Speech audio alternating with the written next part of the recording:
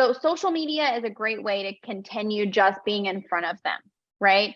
And you know that there should be 5 categories on social media. If you guys want more social media training, we've got more training for that. But basically, you want to make sure that you're just touching them, touching them, touching them.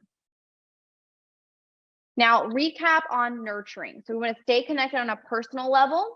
We want to add value to them on a personal and professional level. And we want to keep those important dates and milestones at the forefront of our mind as well. And then schedule those quarterly events for people who are all in your database who meet the criteria. So while we are here, does anyone have any questions regarding the nurturing portion of building your database? Perfect. Makes sense. So moving on to the 4 principles of converting your database. So a lot of people are scared because they're saying, oh, well, I could spend all this time, energy, and money, and then I'm not going to get anything from it.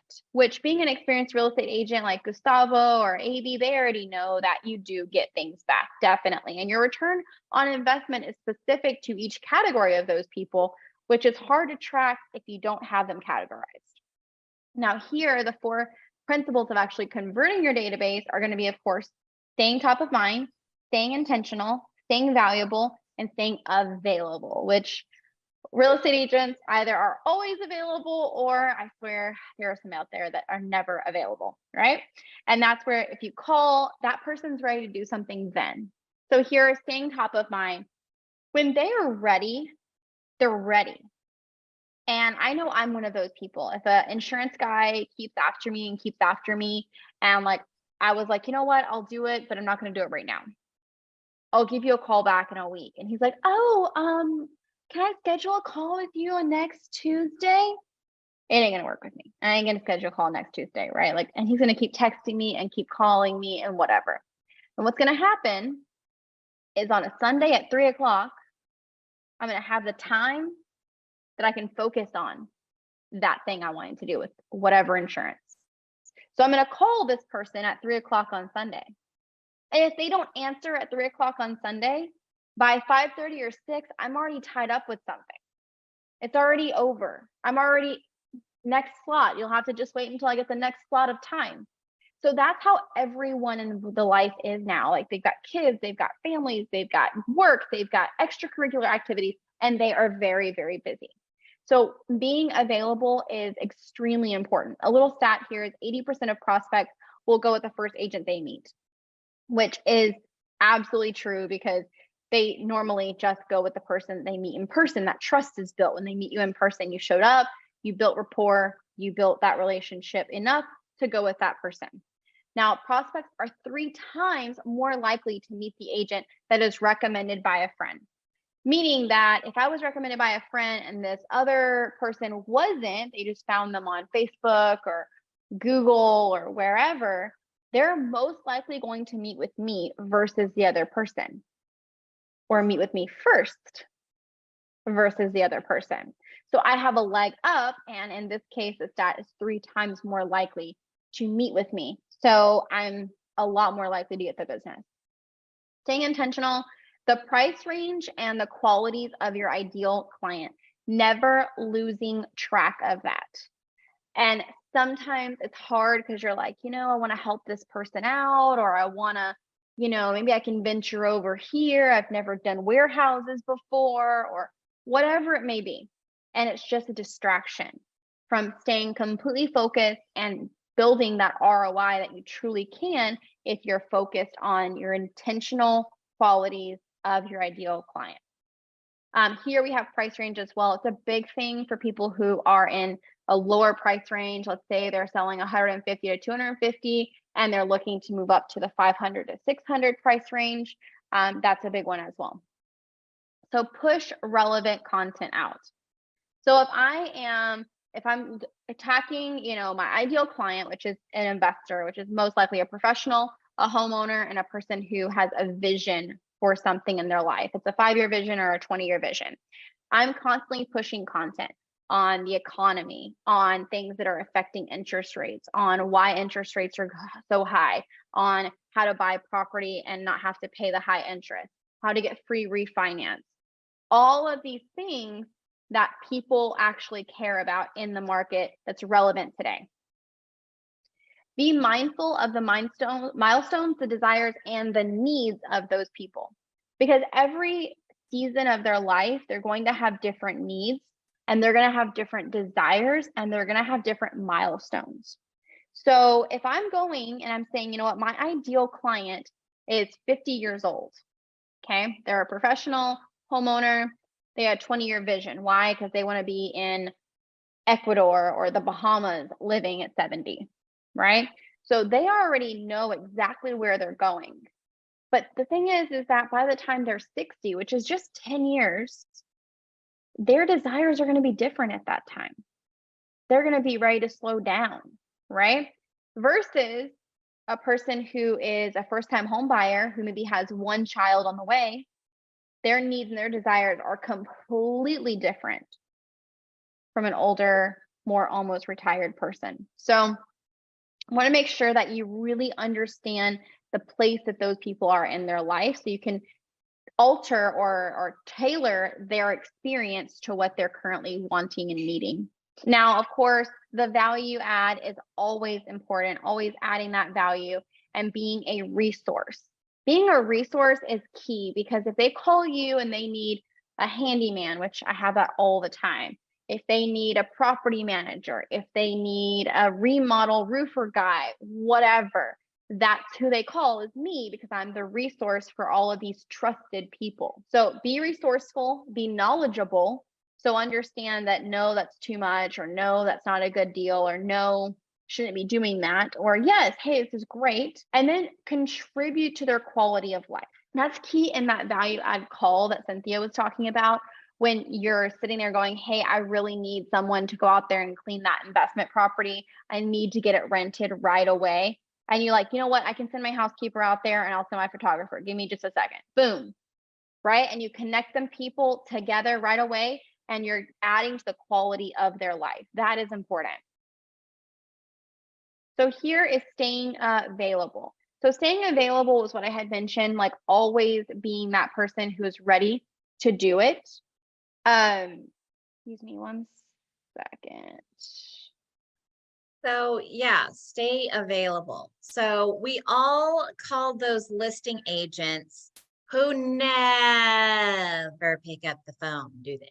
It's like, okay, did you want to sell this thing or did you not want to sell this thing? And so it's the same way. Like, don't put in all your hard work, you know, working the relationship, serving with value, and then when the people actually call you, you don't pick up the phone for whatever reason.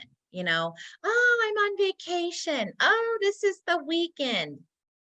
Pick up the phone. Pick up the phone. I mean, I understand you can't always pick up the phone, because there is, important things in life that would cause you to sometimes not be available to the phone. However, respond back in 30 minutes. Have an automated responder that you send out with a video. Hey, you're sorry that I missed you. You're super important. Just give me about 30 minutes for me to wrap this thing up and then I'll call you right back. Send it in a video, make it automated so that it automatically goes out. Something with a personal touch, something that's way different than, some text on a screen, whatever that looks like, but create some kind of automation system. And, we also talk about automation, delegation, and elimination, right, in some of our further trainings.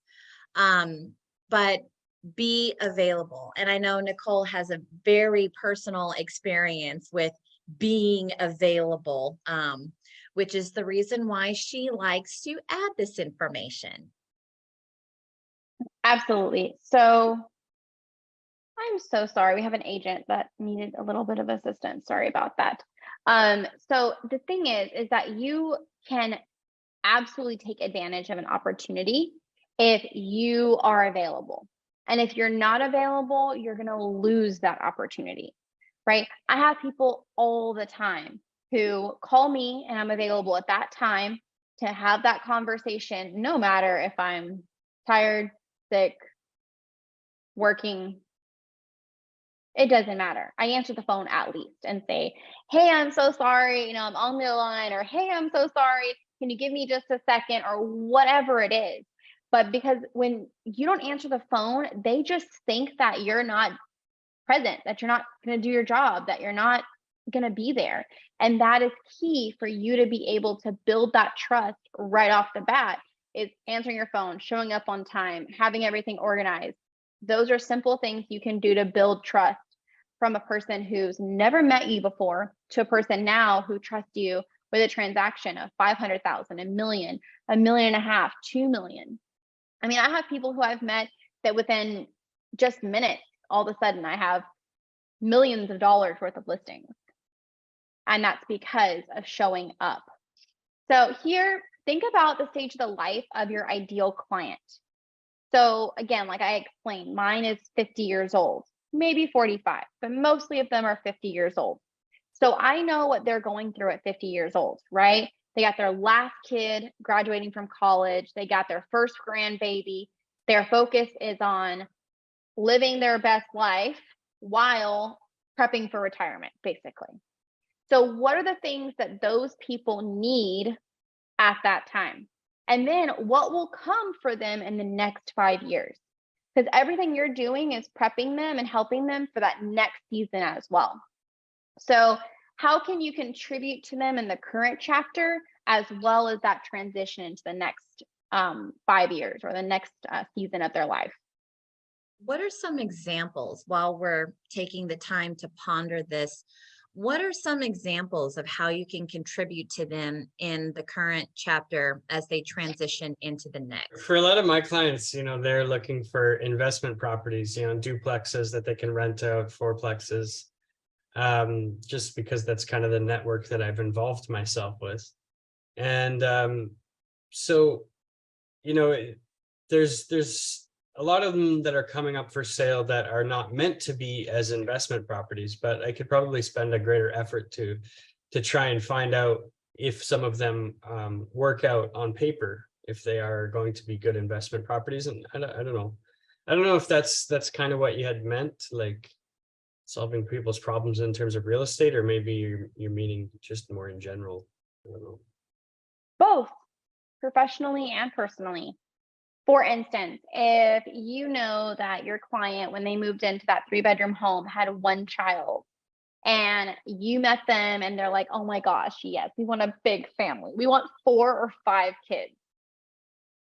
You know that you can contribute to their life right now as having one child, but then you already know that they're going to need a bigger house, that they're going to need to build equity in the home that they have, that they are going to be selling and going to another. The school district is going to be very important to them, right? So building that database of people where you can then project what they're going to need in 5 years, to be the expert in school districts, to be able to know the market and whatever they're needing. If it's investments, right? Investors right now, multifamily is so low in cap rate. It just is what it is. They're so sought after. But there is a lot of people in Texas that are about to start selling because of taxes. Taxes went up so much. So depending on that is to if there's going to be opportunity. So if you've got people who are looking to put money into property for a tax break, then this would be a perfect opportunity to set them up for the next 1.5 to 2 years. But you would have known that already 2 to 3 years ago and been watching out for the opportunity for them. If it's land, the same thing. Like if you're working with developers, Gustavo, and you know that everything is growing over here, well, that's a great place to buy some land and just sit on it, right? While they're still developing and still building in other areas that are already selling. But they're going to make more money on that land if they buy it now and sit on it. So knowing the future of where things are going are going to help you to continue to add value and service that client to the best of your ability. So just to recap, converting, basically staying top of mind and with intention And then, of course, always adding value and being available are going to be the ways to convert those clients consistently.